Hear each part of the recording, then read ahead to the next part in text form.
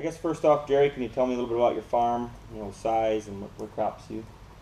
Between my dad, I farm with my dad, so between us two, we have about 1,700 acres, about one third, two thirds corn to one third beans usually. Okay. And what type of planter have you used? What's your setup in the past? Uh, I have a 12 row 7100, and about 4 years ago, my units were kind of played out. I wanted to keep my precision planting stuff. I had a lot of attachments I'd put on, and my bar was good. So I decided to put John Deere Relife kits on at that time to just so I'd have new units with everything was tight again. Okay. And what type of seed meters are you running? I'm running finger pickups right now for the corn, and for the soybeans I have soybean radial beam meters. Okay. And in terms of additional systems, it looks like you've got the 2020 seed sense and I got the 2020 seed sense monitor. I'm running down pressure with the 20 being controlled by the 2020. And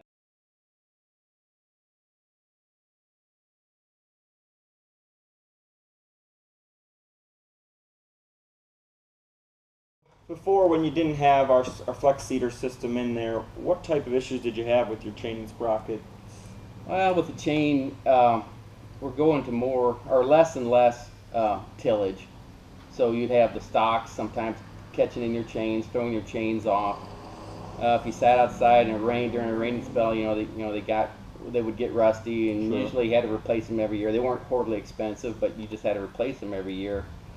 But as far as coming off, so I was interested in the John Deere Pro shafts, but found out they didn't work on my planter. Right.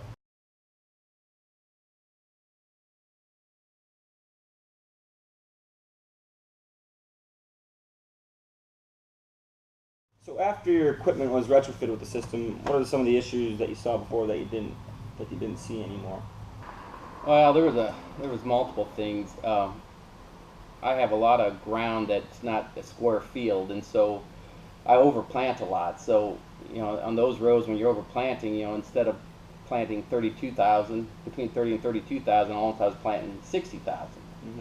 So it was a waste of seed, and whenever I planted 60,000, there's no ears out there, so it was planted way too thick. So I had the seed savings, and then not having good end rows from too much population, and then also coming back, when I would do tillage, there'd be so much trash there in those rows Right. that I could hardly get the combine through it sometimes, let alone come back when I anhydrous, and it would plug up my knives, and it would want to drag. So with the FlexSeeder system, it saved me seed, it had more yield, and it just headaches that I would have by overplanting.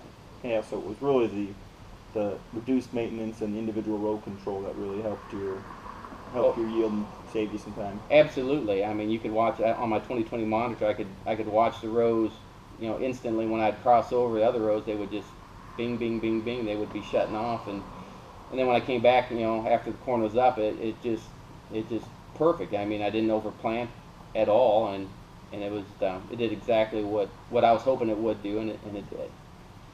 And I guess kind of stepping back a little bit, what would drive you to buy brand new planting equipment? You said before that you liked your setup of your old equipment, that you didn't want to change, but you wanted a little bit more modernization there. So Well, part of this is that when I did this retrofit, it was before corn hit $6 and $7. right, So at that time, I wanted a new planter, but I didn't want the cost of a new planter because I had I had my monitor, I had my row, I had my airbags on there, I had all my stuff that I liked, and plus my bar was good. I had a good bar. So but I wanted new units because my old units and that's where those John Deere Relife kits came in, and basically the units were a little over 1,000 a row at that time, and that was just incredibly less money to put out there and still have a brand new planter. It's still a 7100 planter, right. but it's new units, and with all the added precision planting stuff, and now with the clutches and the shafts, it does the job for me, and I'm very pleased. Yeah, so at a fraction of the cost, you've got a modern Oh, planter. yeah, definitely. I guess, is there anything good or bad you saw after the retrofit that you weren't expecting, or?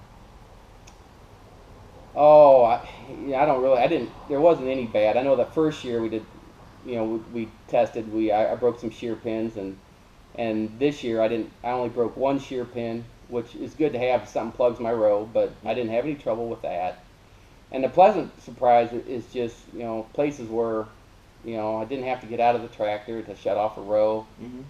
For, if I was planting it for a quarter mile, half mile, when I was planting over those rows would be shut off, and All right. so it saved me time and money, and it was just easy. It made planting easier. Right. So, would you say you'd recommend the system to a fellow farmer who's looking to upgrade their planter? I would. I've definitely been very happy with the way mine are, especially with the clutches, with an add-on to them. That, yeah, I would definitely recommend these clutches and shafts.